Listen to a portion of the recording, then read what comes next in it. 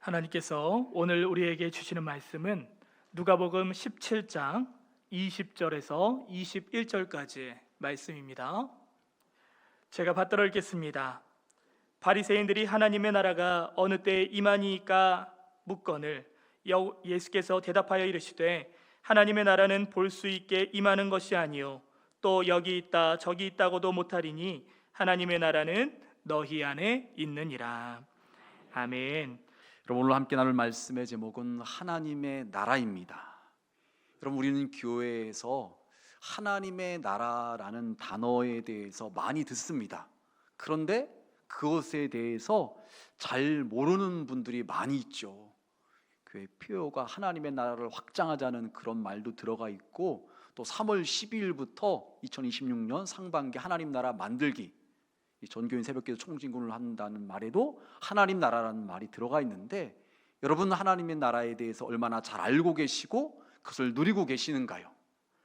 여러분, 우리 중앙의 모든 성도님들은 특별히 이번 전교인 새벽기도 총진군에 꼭 참석하셔서 하나님의 나라가 심령천국이 여러분 가운데 충만히 임하는 그런 은혜가 있으시길 주님의 이름으로 축복합니다. 여러분, 그렇다면 하나님의 나라는 어떤 곳일까요? 하나님의 나라는요, 하나님께서 통치하시는, 다스리시는 나라입니다. 하나님께서 우리의 왕이 되어 주셔서 우리를 다스려 주실 때 우리는 그 하나님의 말씀에 순종하고 아멘하고 그분을 따라갈 때 그 심령 가운데 하나님의 나라가 이루어지는 것이죠. 여러분, 그래서 하나님의 나라를 크게 두 가지로 말할 수가 있는데, 첫 번째로는 우리가 너무나 잘 알고 있는 하나님의 부름을 받아서, 즉 이 세상을 떠날 때 소천받아서 가는 하나님 나라, 보통 천국이라고 말을 하죠. 그곳은 슬픔도 없고 아픔도 없고 두 번째 사망도 없는 하나님과 함께 영생 복락을 누리는 곳입니다. 여러분, 두 번째로 하나님의 나라는요, 이 땅에서 우리의 마음, 또 더 나아가서 우리의 가정, 또 우리 교회, 지역사회, 나라에 임하는 하나님의 나라를 말할 수가 있는데, 이것은 구성원들이 또 개인이 하나님의 왕되심을 인정하고 통치를 받을 때 이루어지는 나라인 것입니다. 그런데 죽은 이후에 가는 하나님 나라 천국과 또 이 땅에서 이루어지는 심령 천국은 차이가 있는데요, 어떤 차이가 있냐면요, 이 땅에서 우리가 경험하는 심령 천국 하나님의 나라는요, 완전하지 않아요. 지속적이지 못합니다. 왜 그렇습니까? 인간들이 육신을 입고 살다 보니까는 실수하고 넘어지고 죄짓고, 그러다 보니까는 하나님의 왕되심을 어느 때는 인정했다가도 어느 때는 인정하지 않는 것입니다. 하나님의 뜻대로 살다가도 어느 때는 내 뜻대로 살아버리는 것입니다. 그러니까 하나님의 통치를 온전히 못 받아서 하나님의 나라가 온전히 임하지 못하고 더 확장되지 못하게 되는 것이죠. 여러분, 하나님의 나라에 대해서 누가복음 11장 20절 이렇게 말을 해요. 그러나 내가 만일 하나님의 손을 힘입어 귀신을 쫓아낸다면 하나님의 나라가 이미 너희에게 임하였느니라. 귀신에게 붙들린 사람은 하나님의 나라가 아니라 귀신의 통치와 다스림을 받고 있기 때문에 어떻게 보면은 마귀 귀신의 나라라고 말할 수가 있겠죠. 그런데 하나님의 능력이 임해서 귀신이 떠나간다면요, 그 심령 가운데는 하나님의 나라가 임한 것이라는 것입니다. 그래서 이제 그의 심령에는요, 하나님이 주시는 그 은혜와 기쁨이 충만케 되는 거죠. 과거에는 귀신에게 붙들려서 일상생활을 할 수 없을 지경에 이르는 경우도 있었어요. 성경에 보니까 막 불에도 들어가게 하고 물에도 들어가게 하고 막 귀신 들려가지고서 막 무덤 사이에서 막 소리 지르면서 막 지나다니고, 오늘날로 말한다면 무속인들이 대부분이 그렇잖아요. 신들림 받아가지고서 악한 것에 붙들려서 본인은 하기 싫은데 그런 일을 하게 되는 거, 다 귀신에게 지배를 받아가지고서 그런 일을 하게 되는 거죠.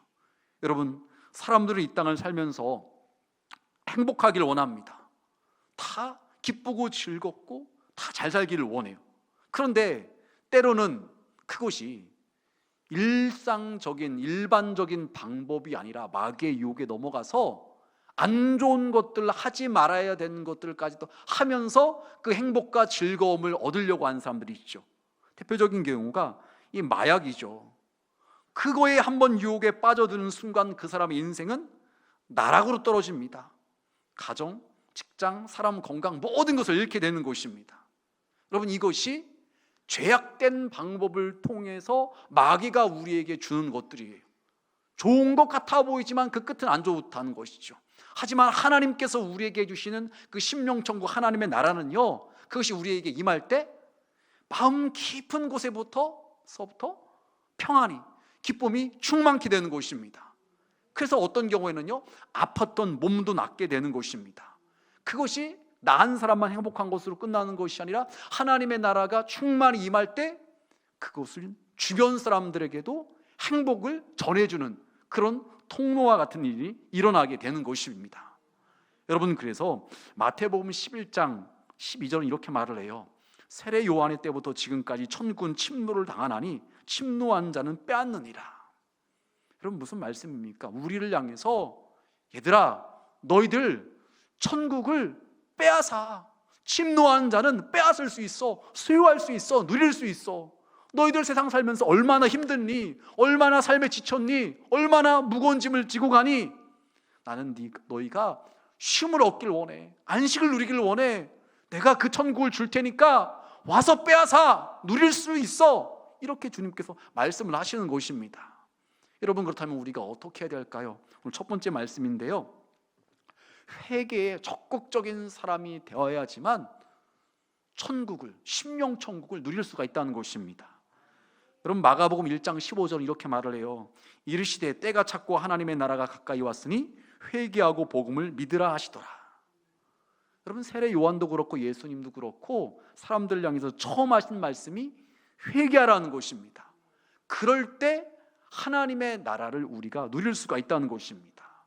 여러분, 만약 죄를 지었음에도 불구하고 대수롭지 않게 아무렇게 여기면서 그냥 덮고 넘어간다면요, 그 사람의 마음에는요, 하나님의 나라가 임할 수가 없는 것입니다. 하나님의 나라는요, 회개하는 사람에게만 임할 수가 있는 것입니다. 회개할 때 죄사함을 받아서 하나님께서 우리를 의롭다고 여겨주시고 그것과 동시에 어마어마한 평안함과 기쁨이 막 물밀듯이 밀려오는 것이에요. 여러분, 그래서 로마서 14장 17절 이렇게 말을 합니다. 하나님의 나라는 먹는 것과 마시는 것이 아니요 오직 성령 안에 있는 의와 평강과 희락이라. 여러분, 이 세상에서 우리가 누리는 즐거움 중에 먹고 마시는 것이 있잖아요. 여러분, 그런데 아무리 맛있는 것도 계속 먹다 보면 질리잖아요. 세상에 좋아 보이는 것, 저것을 소유하면 저것을 갖다가 내가 가지면은 좋을 것 같다고 하잖아요. 그런데 우리가 경험적으로 아는 것처럼 그거 얼마 못 가잖아요. 어떤 것은 며칠, 어떤 것은 몇 주, 어떤 것은 몇 달 가면은 또 시큰둥해져요. 그런데 그런 소유의 많고 적음을 뛰어넘어서 하나님의 나라는요, 성령 안에서 죄사함 받았을 때 의가 주어지고 하나님께서 주시는 평강과 희락이 있다는 것입니다. 여러분, 그래서 여러분 경험적으로 아시는 것처럼 세상살이 가운데 힘들어서 죄짓고 또 상처받고 상처 주고 막 그래서 너무 힘든 마음으로 교회에 와요. 그래서 막 울며 불며 막 기도를 해요. 하나님 도와달라고, 하나님 저 죽겠다고 막 그렇게 막 기도하다 보면은 어느새 내 마음에 있었던 근심, 걱정, 염려가 사라지고 내 죄가 하나님부터 용서받았다는 확신과 함께 말로 표현할 수 없는 놀라운 평안함과 기쁨이 임하는 것을 경험하게 되죠. 그래서 올 때는 분명히 울면서 왔는데, 울상으로 왔는데, 기도 끝나고 예배 끝나고 갈 때는 환한 모습으로 찬송을 부르면서 가게 되죠. 이런 경험들 여러분 한 번쯤은 해보셨죠? 이게 왜 이렇게 됩니까? 하나님의 나라가 우리의 심령 가운데 임하니까는 그렇게 슬픔이 변화해서 기쁨으로 바뀌어지는 것을 우리가 경험하게 되는 것이죠.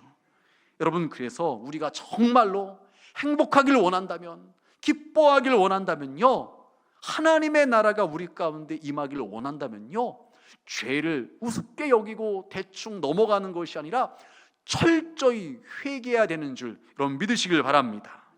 그래서 우리는요, 죄를 우습게 여기는 것이 아니라 진심으로 하나님 앞에 나와서 애통해하는 마음으로 회개하는 것이 필요한 것입니다. 여러분, 더 나아가서 두 번째로 우리가 하나님 나라를 누리기 위해서는요, 믿음의 생각과 말, 그리고 믿음의 행동을 하는 것이 중요해요. 여러분, 이스라엘 백성들을 향한 하나님의 계획은 그들이 애굽에서 430년간 종살이를 했는데 그들을 거기서 건져내셔서 하나님의 약속의 땅, 젖과 꿀이 흐르는 땅인 가나안 땅으로 인도하시는 것이었어요.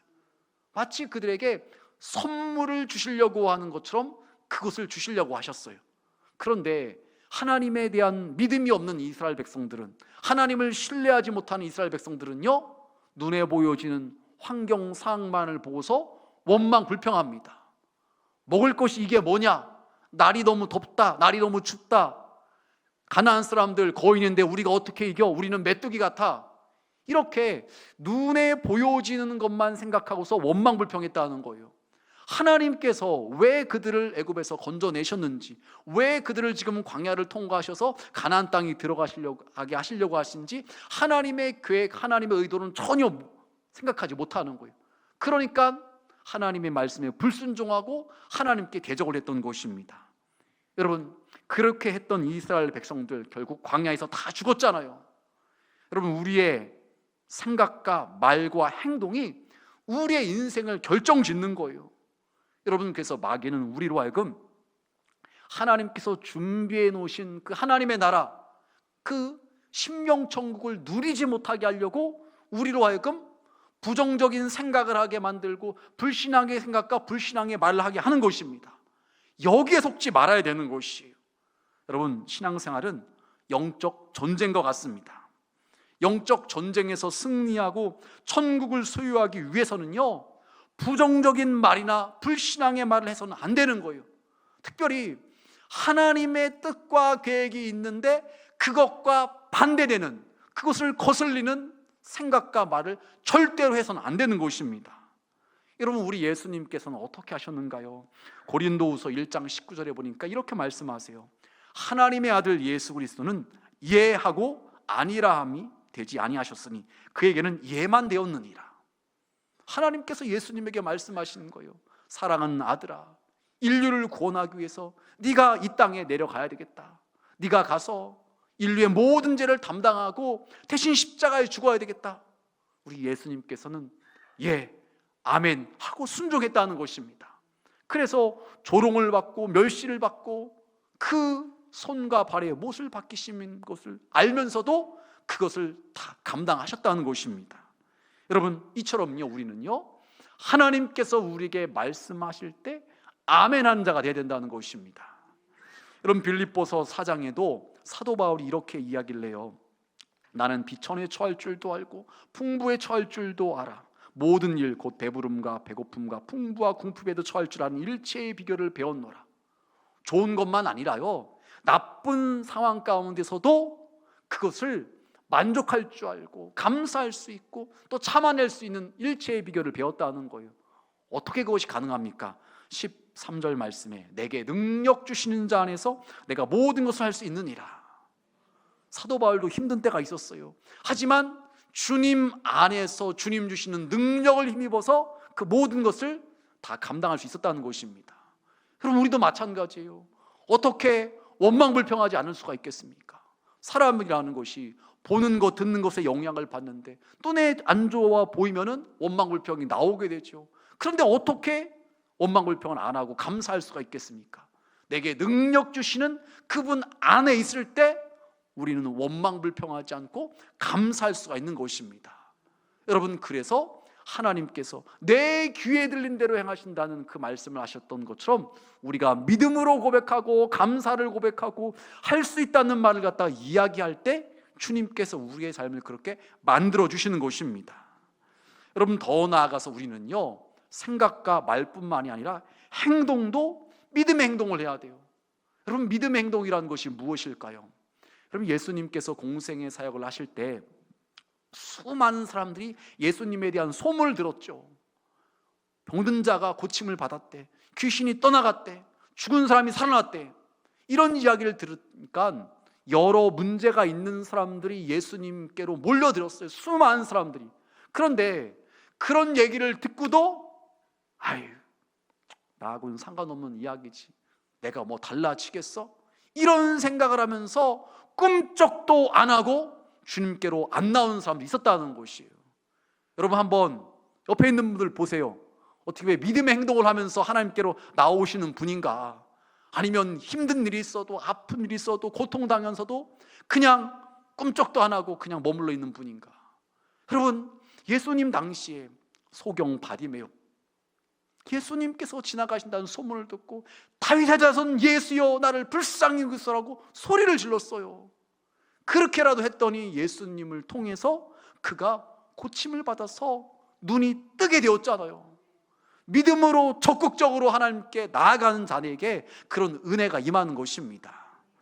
여러분, 마가복음 8장에 보면은요, 이런 말씀이 나와요.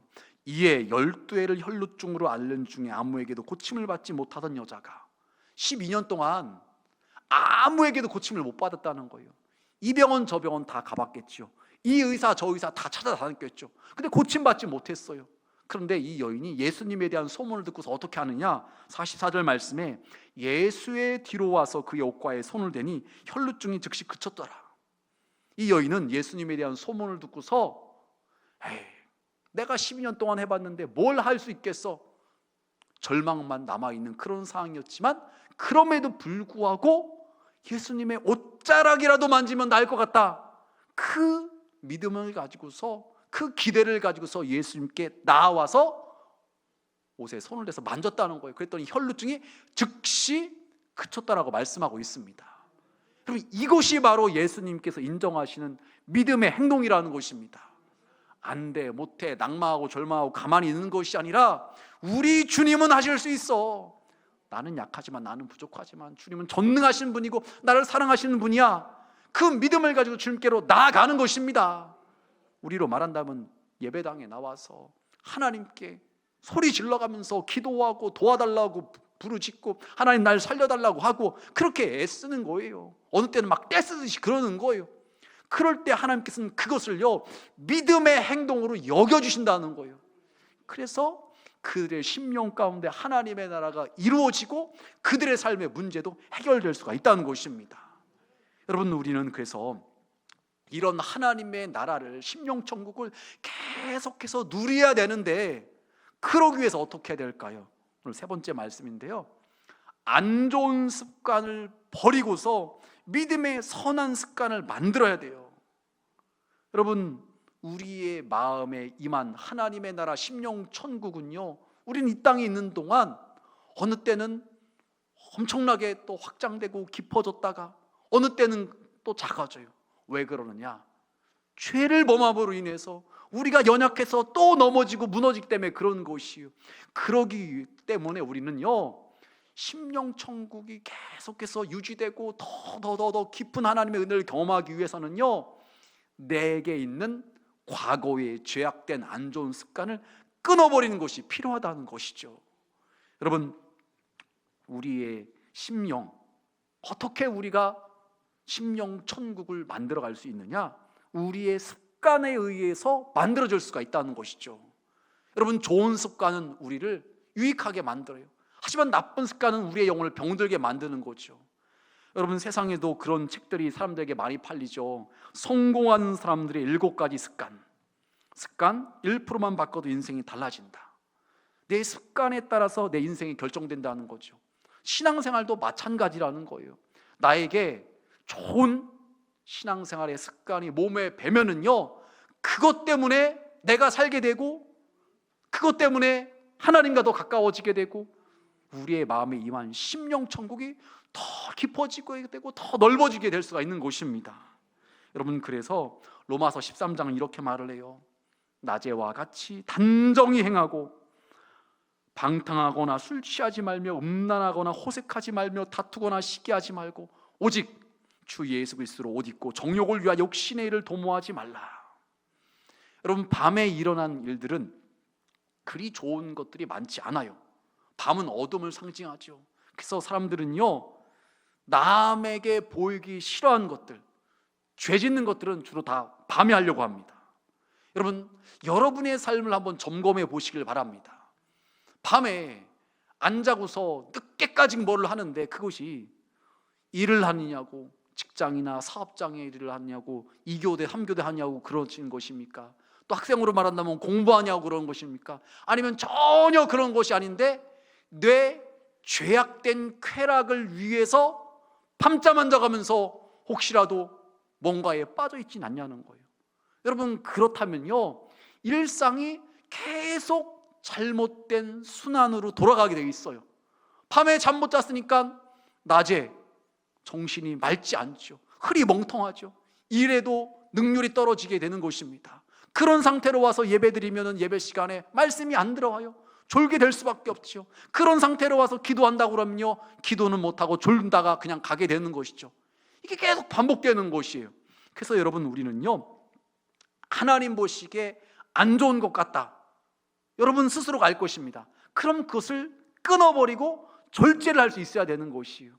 그것부터가 우리의 몸에 배어질 때, 습관이 될 때 우리의 심령에 하나님의 나라가 더 확장될 수가 있는 것입니다.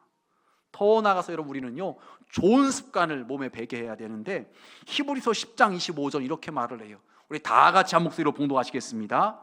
모이기를 패하는 어떤 사람들의 습관과 같이 하지 말고 오직 권하여 그날이 가까움을 볼수록 더욱 그리하자. 아멘. 여러분, 너무나 바쁘게 지내시죠?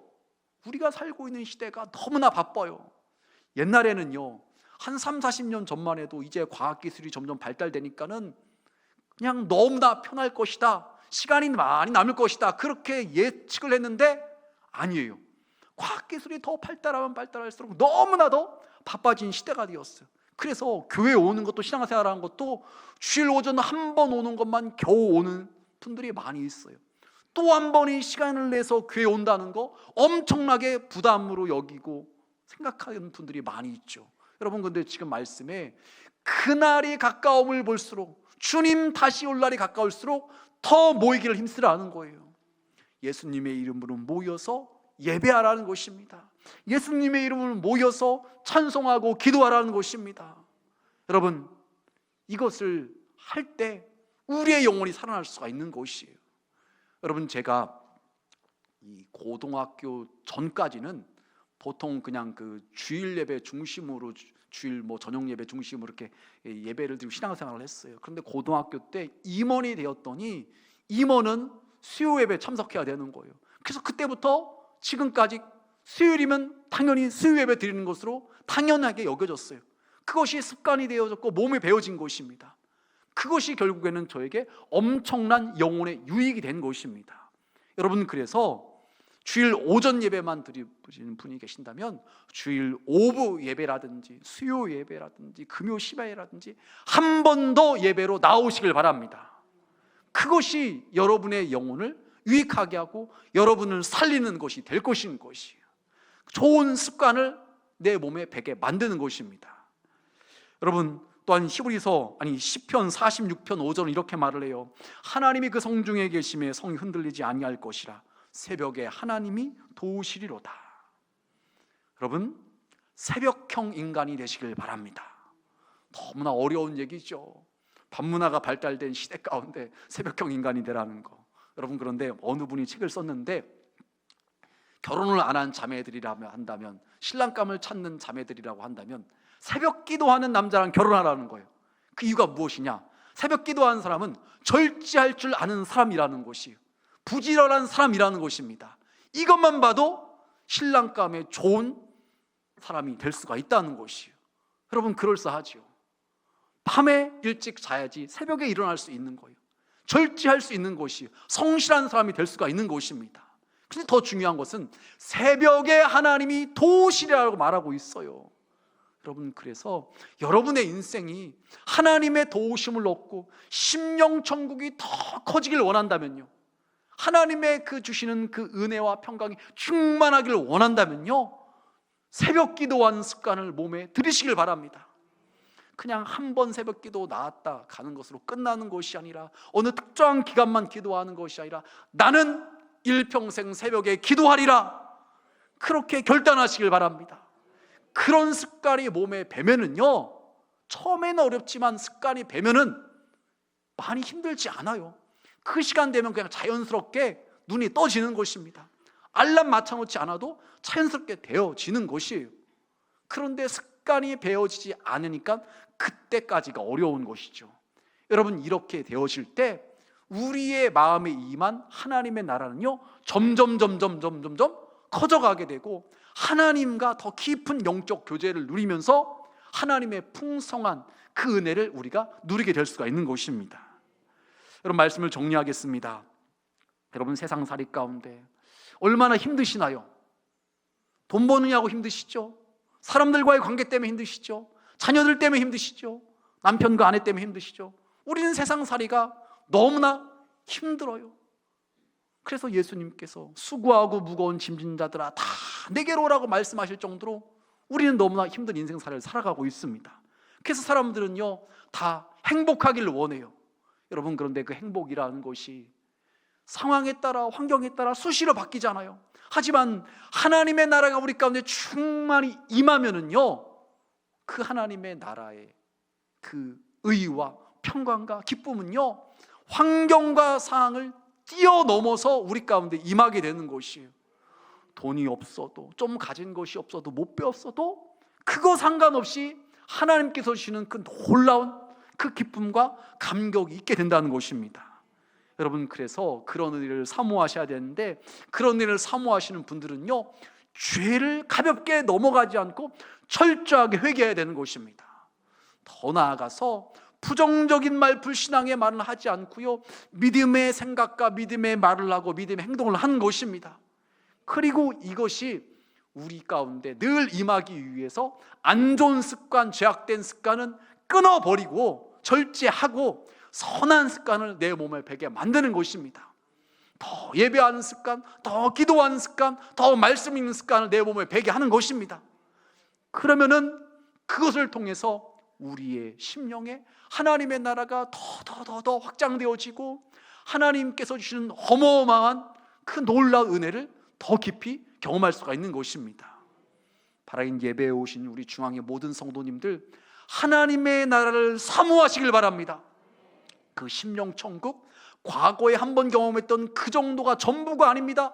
더 넓은, 더 깊은 하나님의 은혜가 있는 것입니다. 중앙의 모든 성도님들 그렇게 사모하는 가운데 그 은혜를, 그 심령 천국의 놀라운 그 신비를 더 많이 경험하고 누리며 살아갈 수 있는 우리 모두가 되시길 주님의 이름으로 축복합니다.